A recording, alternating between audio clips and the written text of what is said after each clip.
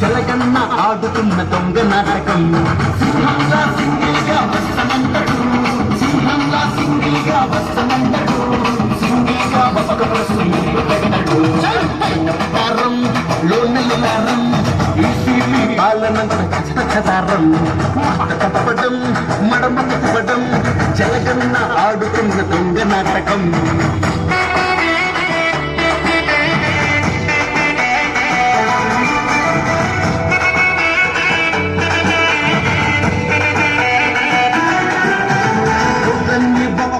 మన బ్రతుకులు ముముగలాయి రోడ్లన్నీ గొప్పలాయి మన బ్రతుకులు ముముగలాయి చెడిపేది గొప్పలాయి చేసేది తప్పులాయి చెడిపేది గొప్పలాయి చేసేది తప్పులాయి మధ్యమాన నిషేధం చేస్తానంటాడు మధ్యమాన నిషేధం చేస్తానంటాడు కల్లి మధ్యంతో మనుషుడు మనకు పెడతాడు పైన పటారం లోనెల తారం ఈసీపీ పాలనంత చటారం మాట తప్పడం మడమ తిప్పడం చెలగన్న ఆడుతున్న దొంగ నాటకం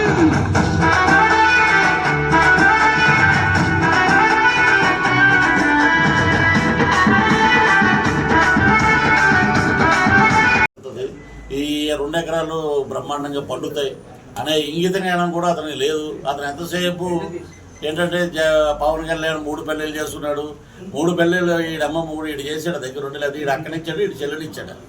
ఏది పవన్ కళ్యాణ్ గారికి లేదా ఈడే దగ్గరుండి అన్నీ చేసినట్టు. ఒకవేళ ఈడు చేయటం వల్ల ఏమన్నా పోలవరం ఆపేశాడా ప్రధానమంత్రి గారు మోదీ గారు? లేదు కదా, పోలవరం ఆగలేదు. ఈ రోడ్లన్నీ అయిపోయినాయి పవన్ కళ్యాణ్ గారు పెళ్లి చేసుకుంటే. ఇది ఏంటంటే వీళ్ళ చరిత్ర చాలా ఉంది. విప్పితే మీడియా ముఖంగా అన్నీ దద్దరెళ్తాయి. 1వ తారీఖు నుంచి అదే ప్లాన్ అండి. మీరు చేసే అవకతవకలు, మీరు చేసే ఇవి ఎంత ప్రజలే చీకొడుతున్నారు. ఎక్కడికి వెళ్ళినా ప్రజలు బ్రహ్మరథం పడుతున్నారు. చంద్రబాబు గారి ఆధ్వర్యంలో, పవన్ కళ్యాణ్ గారి నాయకత్వంలో కూటమి ప్రభుత్వానికి అఖండమైన మెజార్టీనిచ్చి అద్భుతంగా జూన్ 4న మేము తీర్పిస్తామని చెప్తున్నారు. మొన్న అనకాపల్లిలో మీటింగ్ రాజ్నాథ్ సింగ్ గారు వచ్చారు, కేంద్ర రక్షణ.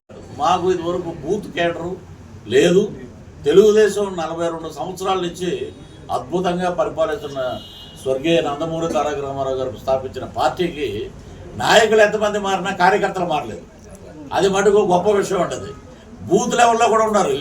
ఇతను ఎవరో వచ్చాడు, ఇతను పృథ్వీరాజు, ఇతను ఇక్కడ కాదు ఓటు అక్కడెక్కడో ఉందా, ఇది తాడేపల్లి వెళ్ళిపోండి అని చెప్పడానికి తెలుగుదేశం కార్యకర్తలు ఉన్నారు అక్కడ గట్టి కూర్చునేవాళ్ళు. కాబట్టి మీ దొంగ నాటకాలు సాగవు. తరిమి కొడతారు తెలుగుదేశం ప్రభుత్వం. వచ్చేది అదే.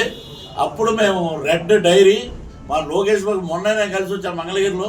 రెడ్ డైరీ తయారవుతుంది, లాస్ట్లో ఉంది. అది బయటికి తీస్తారు. ఎవరెవరు ఏమేం చేశారు, వాళ్ళ పని అంతా, వాళ్ళ భరతం అంతా పడతారు. వాళ్ళ ఎమ్మెల్యేలే చాలామంది ఉన్నారు, నేను పేర్లు చెప్పను. ఎందుకంటే అక్కడ కాపురం చేసి వచ్చాం కదా ఇంతకుముందు. ఆ దరిద్రుల గురించి నాకు తెలుసు బాగా. వాళ్ళు ఏంటంటే బటన్ నొక్కితే ఆయనకి పేరు వస్తుంది, మాకేమొస్తుంది? మాకేం రాదు. బాబు నువ్వు టికెట్ ఇచ్చినా ఇవ్వకపోయినా నీకు నమస్కారం అయ్యా, మేము సైలెంట్గా ఉంటాం వెనకాల. అలాగే ఉన్నారు వైసీపీలో ఉన్న టికెట్ రానోళ్ళు. కానీ టికెట్ తీసుకున్న వాళ్ళు కూడా ఏమన్నా మీరు ఎమ్మెల్యేగా పోటీ చేస్తారంటే ఇలా అంటారు. ఎక్కడ ఉత్సాహాలు లేవు, ఎక్కడ ఇది లేదు.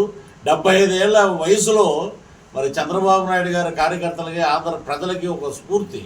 మరి వారు చేసే మీటింగులు కానీ ఆ ఓపిక, ఆయన ఏంటంటే దుర్మార్గుడిని పక్కకు తోడాలి, ఈ దుష్ట పరిపాలన అంతం చేయాలి దీన్ని.